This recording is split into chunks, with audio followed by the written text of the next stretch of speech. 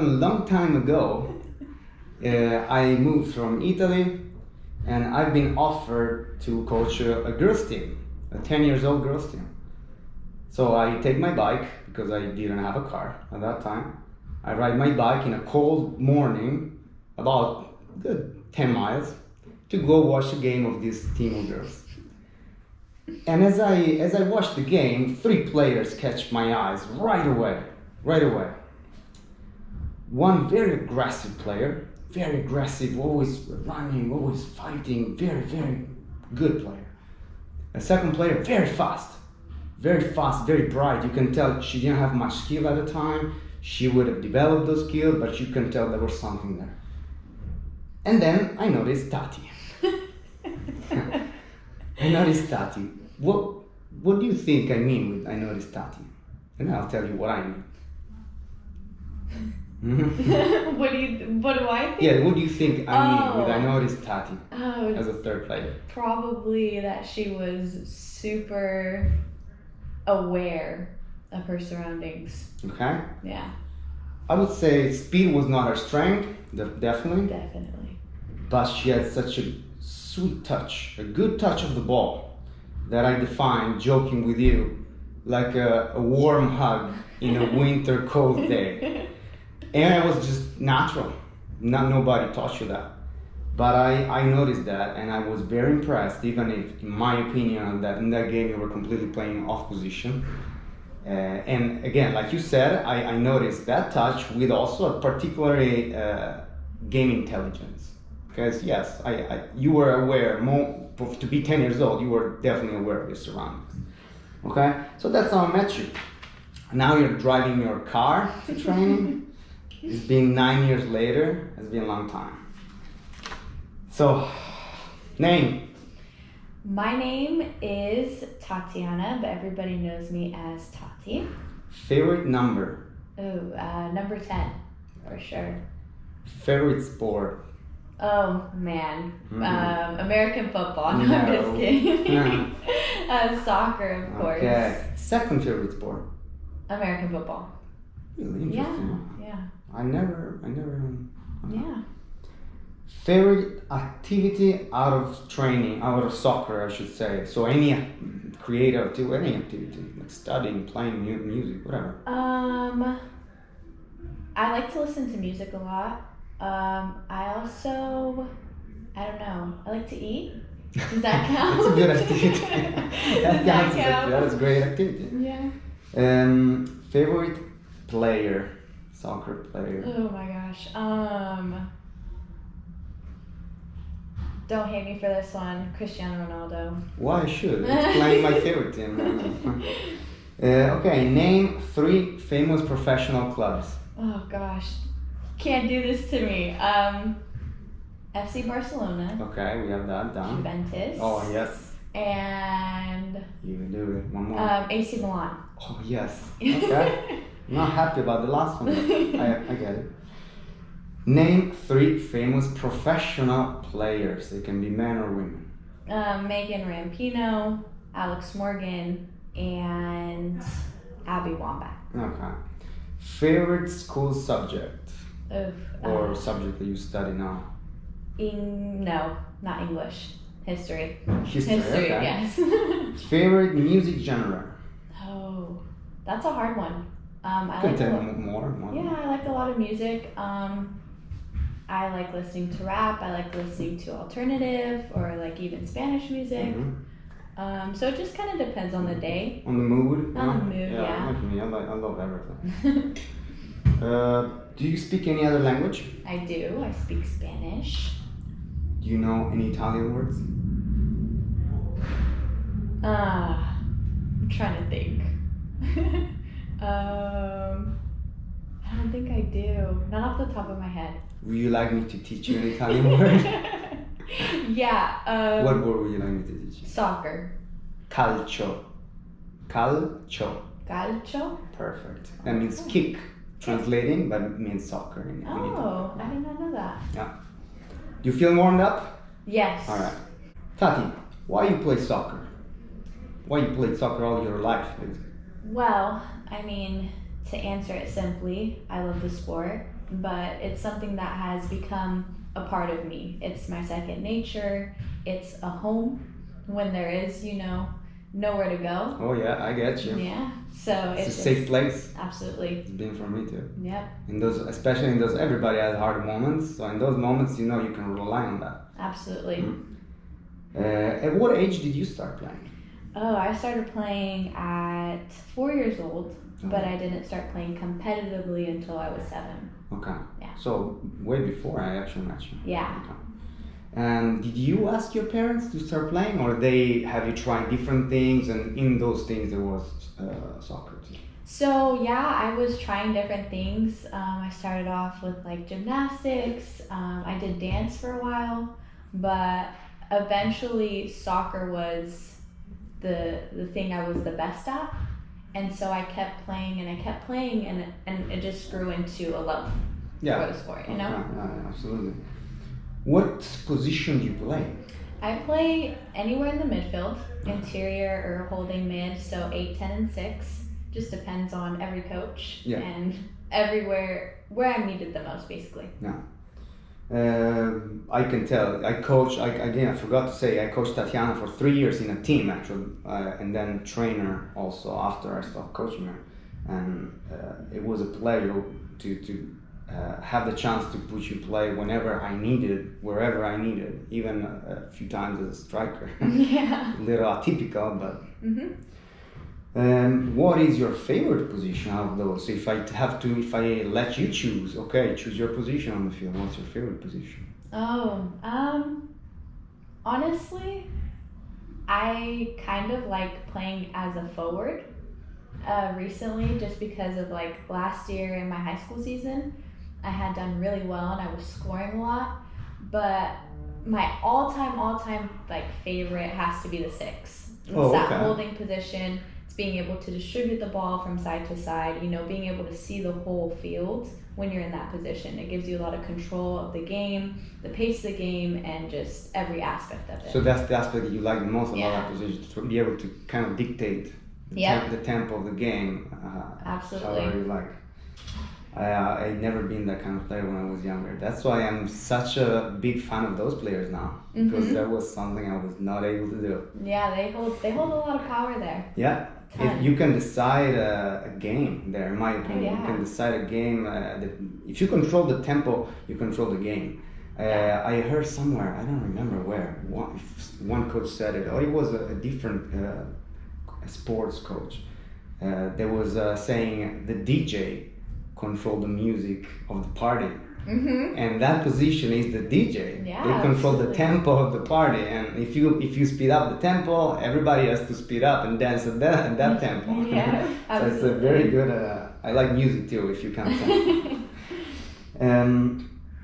What is the most exciting thing about a game? So let me explain what I mean.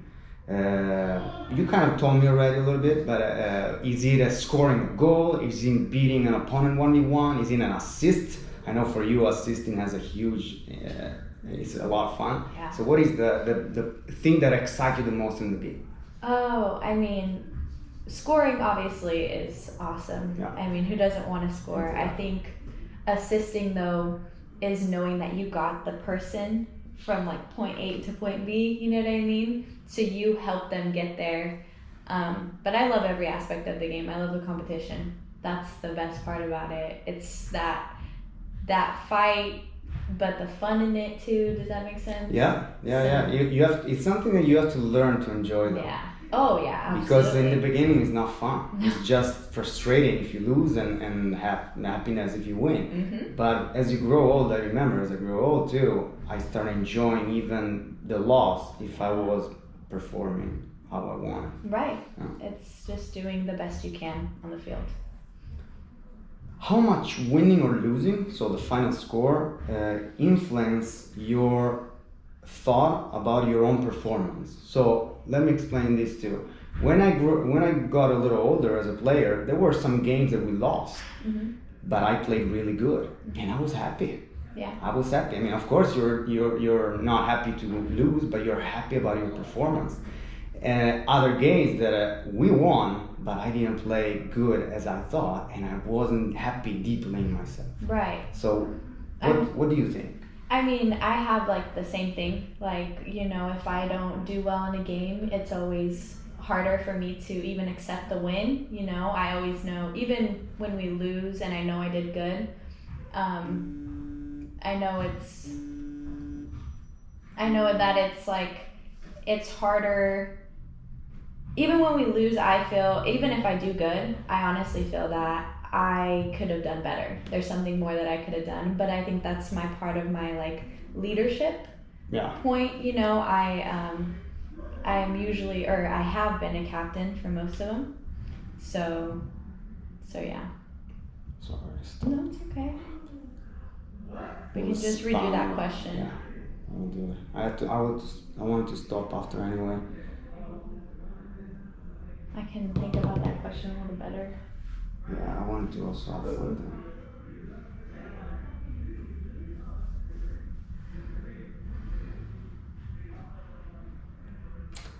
I don't know if I put it on like airplane mode, if it just shuts off all the calls. It probably won't save it. Exactly. For download. I know, because there's no even data. Okay. We want to do that again? Yeah. Okay.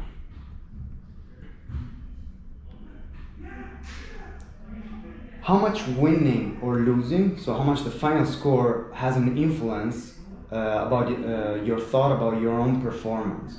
So, for example, I had games when I was a little older that we lost as a team, but I played really, really good, and so deeply inside I was very happy about my performance, even if we lost.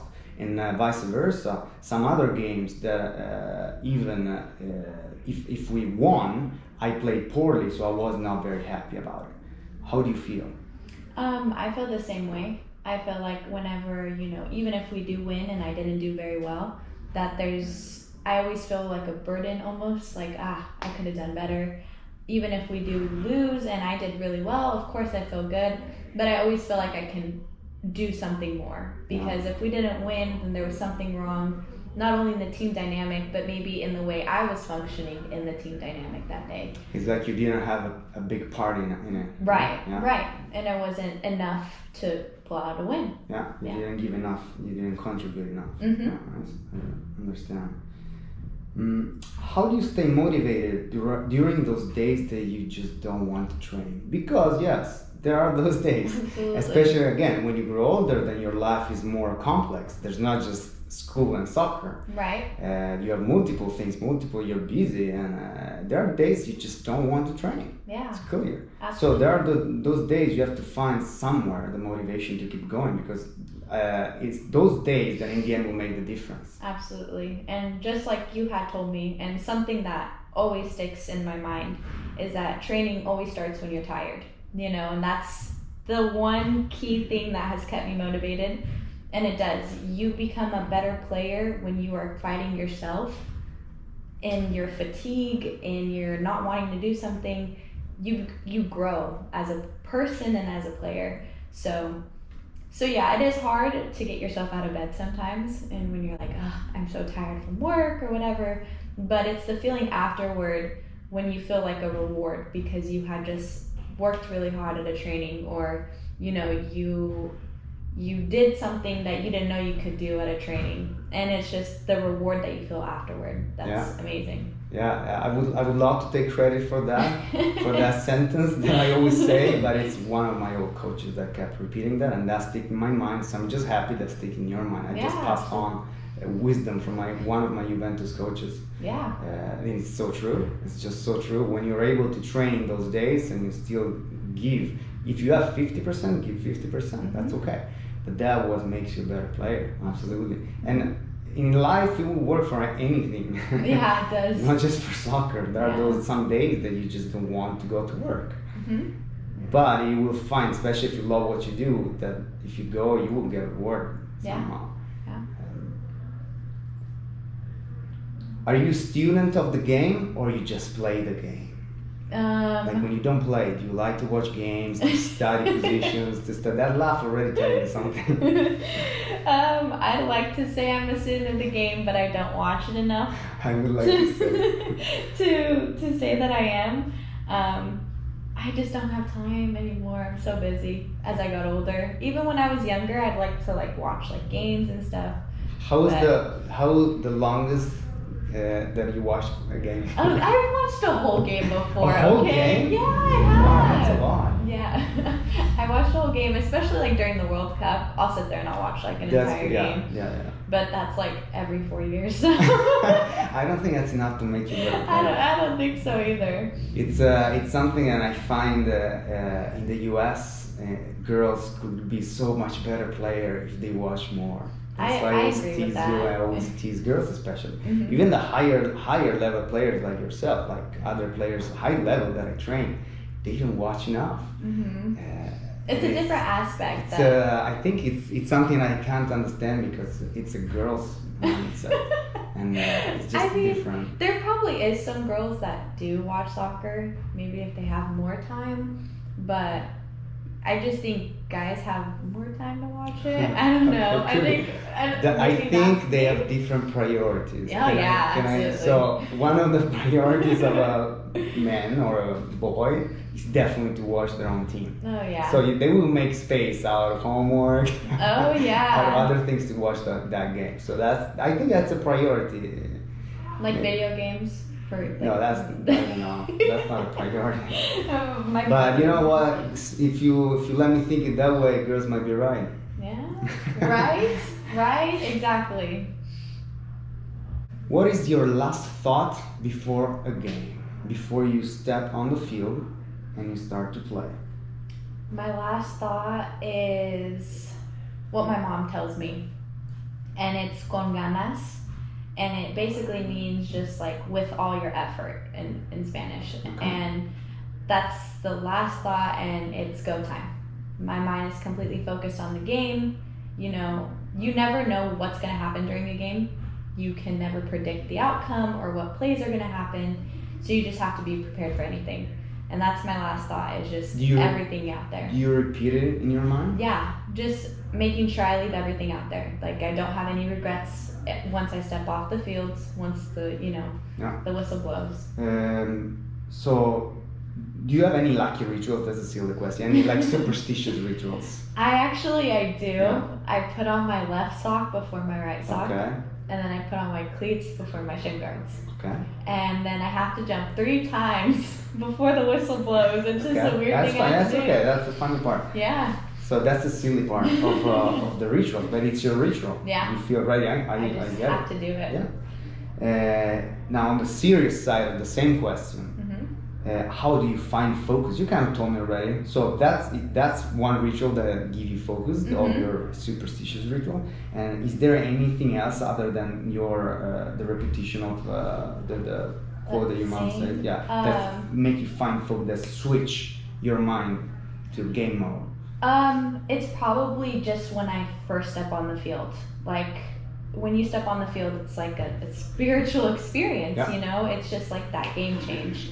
And to add with like my ritual, I step on with my right foot because I want to be on the right track. You know what I mean? Oh, that's great. Yeah. So that's, once you step on the field, you have to respect the field, and that's all there is to it. So your mentality changes from, all right, laughing with your teammates, getting ready for the game, getting excited, to, all right, now let me figure out what I have to do in order to perform my best, in order to win this game. And it's just that shift in focus and just being ready.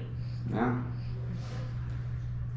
How much do you think soccer is an individual sport within the team sport? Now, of course, in our lives, all the coaches and myself, I said it to the team a lot of times. Team comes before everything. Team comes before everything. But you learn very quickly, again, as you grow a little older, that there is a reason why it's called your younger career individual development, because it's actually an individual sport within the team sport.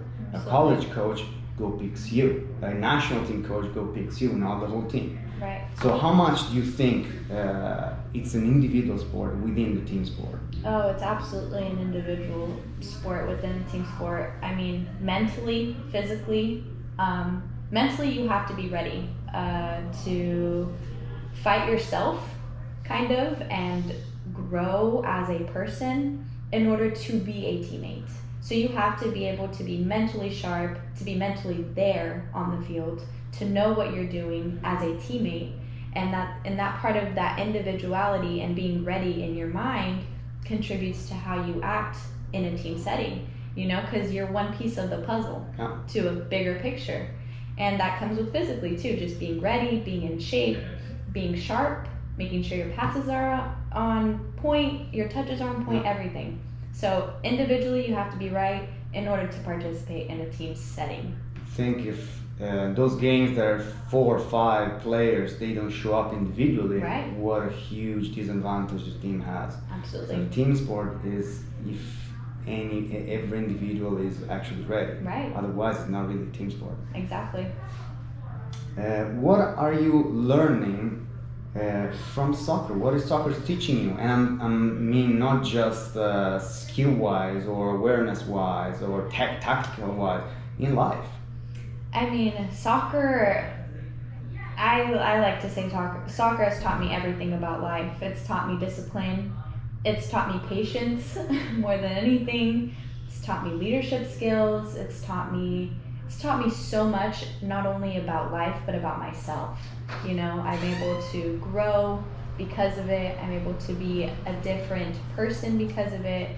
It's just, there's so many things that it influences in my life, in every aspect. I think it's so important to start at a younger age that process and keep going most of the youth so that you can actually develop into the sport. And really this counts, I guess, for every team sport. But I feel the same way. It taught me pretty much everything. And then from there you can only get better. Of course. It's a good base. Yeah. Okay, one thing that you like and one thing that you hate about the game and about training. One thing that I like about a game, one thing that I like about a game. I mean, I like everything about a game. I like the competitiveness. I think that's like the biggest thing. I love that aspect of it. One thing I don't like about a game is when I mess up. I mean, does that count? Mistake, of course. Yeah, mistakes. Nobody, I get so frustrated, and obviously that's something you have to overcome in the game. It's hard to get over within the game. Yeah, absolutely. And then at training, I mean, training is not always fun. You have to do like the hard stuff too. You have to do the conditioning and the running and the this and that. So it's not always enjoyable, you know. But one thing I do love about training is I personally love to pass. I know that's really weird, but passing is like my strong suit. So whenever we get a chance to pass at training, you feel good about yourself. Absolutely. Of course. All the frustration, the hard times you go through trainings, any trainings, especially the one you don't like, more you go through that, and easier your life will be in the game. Oh yeah. If you think it that way, you can overcome a little bit the hard part of the training. I personally always love just the training, the fatigue, the training, anything. The mistake was the biggest part. So when I mess up even in training, I would feel the same frustration of the game. So I would take that as okay, how do I get over this in training so I can get over it in the game. So, but without the training, everything starts from the training. I always make this example between school and soccer. So the test is the game. The everyday study is the training. Yeah. If you don't study every day, you're going to get to the test very anxious, very nervous because you're not ready. You know you didn't do enough. But if you study every day and go through those hard days that you don't want to get up and do your things, in game will be harder. Yeah. So overall, I think it pays off. How do you deal with the doubts and fears about the game sport? Doubts and fears. I mean, the way that you get over it is by facing them head on. So, I mean, if you say you're very anxious about a game, or you're scared about, if you go into a game scared and you play scared, you are more apt to getting hurt. You know what I mean? Yeah. And going and not being able to completely confront them, it just makes you can't perform your best, basically. Makes you weaker inside. Exactly. And there's a lot of times in my career where I've been scared. I've been scared of not performing well. I've been scared of what other coaches or players would think about me. And getting hurt. Getting hurt, yeah. Getting hurt, absolutely. Going up for headers, as a kid, I was terrified of that. But if you don't routinely, face your fears and your doubts, and if you don't confront them, then they will control you. Yeah.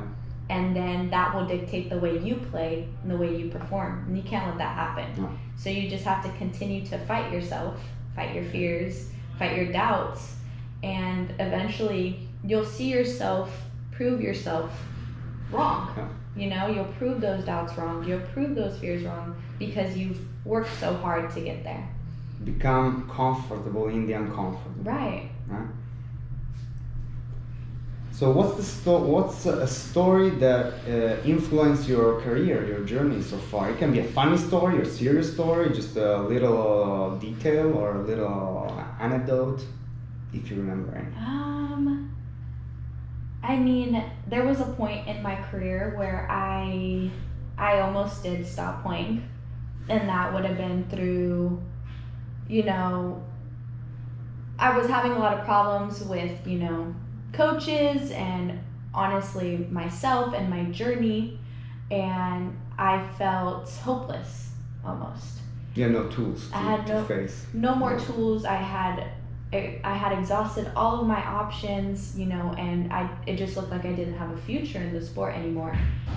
And it was a very hard time for me and a very hard hole to dig myself out of, But with the help of, coaches, parents, friends, and even the strength that I end up finding in myself that I never knew I had, and that's what pulled me up. It was just, yes, I had my rough moments, but I had to, what really fueled it was them telling me I couldn't do it. And I always reminded myself, they don't think you can do it, so show them you can. And that's the biggest motivation for me in soccer. They don't believe you can do it, so work that much harder so you can show them that you can. Mm-hmm. You know what I mean? So that's what's really, every instance of somebody telling me I couldn't do something was a reason to show them that I could. And that's been my motivation throughout my whole soccer career. That's very powerful motivation. The only problem is if nobody will ever tell you can do it, you have to find some other motivation. Right. Just to keep proving yourself. Just to keep proving yourself. That's very true. Food for thought. Yeah, that is food for thought. You caught me off guard there. So Taty, what's the next chapter now? What's the next chapter? So the next chapter is that I'm going to play college soccer. I'm moving to Baltimore, Maryland. I'm going to be playing for a D3 school, which is Goucher College, and I'm going to be playing there for the next 4 years. So. And what's if you have any expectation, what do you expect? What's your dream for that part of your career? I mean, I don't. If you have. Right. I do. I have the expectation of hopefully bringing home a championship to the school. For starting, of course, because who doesn't want to start, and establishing, my position, small goals as you go along. But eventually, yes, I do want to bring home a championship. That's my goal. Okay, Taty, let's finish with a game. I will tell you three things that you told me in the years that stick in my mind for some reason. So, and you can elaborate on those. If I remember them. No, I will, maybe. So the first one was during a game that I don't think you were performing at your best. when I was coaching, you were on my team. You were not having a great game, or not a consistent game, I should say. It was a good game, but not consistent, not as your standard. Right. And I was just talking to you on the field, try to reinforce you, try to tell you it's okay, keep going, do this, try to give you solutions to the problems that were coming up. On the bench in a halftime, you came to me and you were pretty mad at yourself, and you told me, Coach, you need to yell at me if I'm doing something wrong. And I thought, I don't remember if I told you or I just thought, no, I just need to talk to you. I don't need to yell at you. I just need to tell you and give you the solution that, in my opinion, are a good option. Mm-hmm. Do you remember that? I definitely would say something like that. You were younger. I think you were pretty. I mean, it was maybe the last year of me coaching you. Yeah, because I still say that. Like, you still? I do, even to like my coaches now, or to like my teammates now, because I have to hear it. It's just something that has to, like, you have to tell me what I'm doing wrong so that I can fix it. Like, yeah, I have to know. What's sticking in my mind, yeah, I will tell you, but you specifically I wanted want me it to to be yell at you. Like, yeah. to tell you, like, with the energy. Yeah. Not just tell you. Because I know I'm doing something wrong if you're yelling at me. You know what I mean? If you're just talking to me, like, it's just like, okay. Yeah, I don't like that association in your head. Yeah, it might not be a good one, but it's okay. It's okay. Then, the second quote, and these are from now on, they're just mostly that I kept in my mind. You will get why. Mm-hmm. I think it was during a training when we were training. I was not training at the facility that I'm training now. I was outside. I was at the park. I was trying to build my own training business, and we were talking about something technical and tactical, and joking or not joking, I don't know. You told me, Coach, you will end up changing the soccer culture over here. Mm-hmm. And I told you that's what I'm here for. That's what I moved here for. When I decided to move here, my whole goal, I was a little mad that I had no choice to move.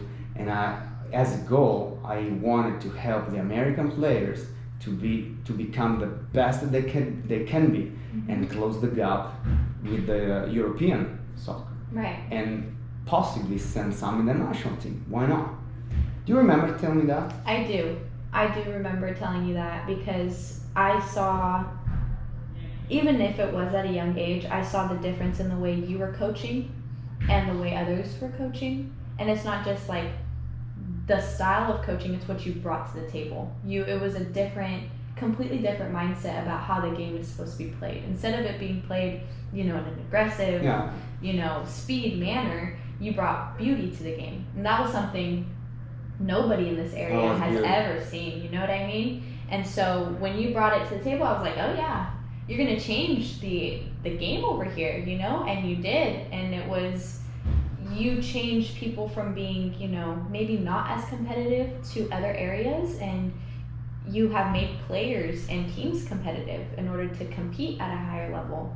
And so yeah, you absolutely changed the game. That's great. The most beautiful thing you said in this is you brought beauty to the game. Yeah. This just opened my heart. So yeah, beauty to the game. Very, very thankful. Mm-hmm. And I always when some coaches or parents ask me about their kids or their players, that they're not fast enough, they're not strong enough.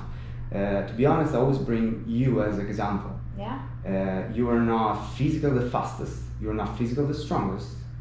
But you have something that nobody else had, and so what we focused on is to maximize those, right. and make you unique for those, and it worked. Mm-hmm. And as it worked for you, it can work for so many other players. Yeah, it just takes time and patience and work. It takes a lot of time and work, absolutely. And frustration too, but you have to find a strong aspect of a player and work on those. Of course, improving the weak points too. Of course. And then this is the last quote that is really sticking in your mind, because we were training in the dark pretty much. I was at the park. I was training at the park again, trying to look for an indoor facility to open and to make my training business, mm-hmm. explode finally.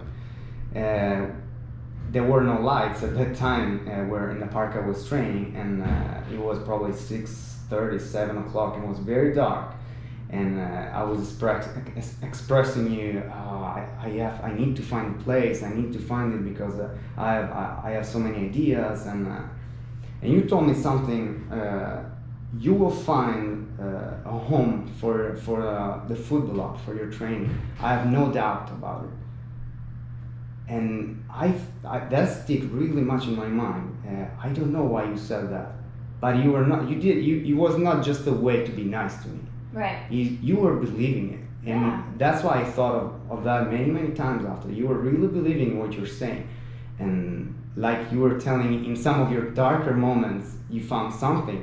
That thing that you told me in that moment was one little fuel, one little sparkle to help me to get out of my dark moment at that time. Do you remember that night? I do. Actually, belief has a lot of power over someone. And again, going back to, the darkest moments, using other people's, disbelief in you can work. But I also reminded myself of all the coaches who did tell me I could do it, who did remind me that you have the power to be a great player. I had so many coaches telling me that it kind of outweighed the negative. So I knew that if you believed in me, I would have to believe in you as a coach. And I knew that since you believed in me and made me such a better player, you could do it. I knew you could. That's great. You gave me something in that moment that probably helped me also being where I am now. So I'm very thankful for that. Oh, yeah. And something I never told you, I wanted to finish telling you that. And thank you for that. Yeah.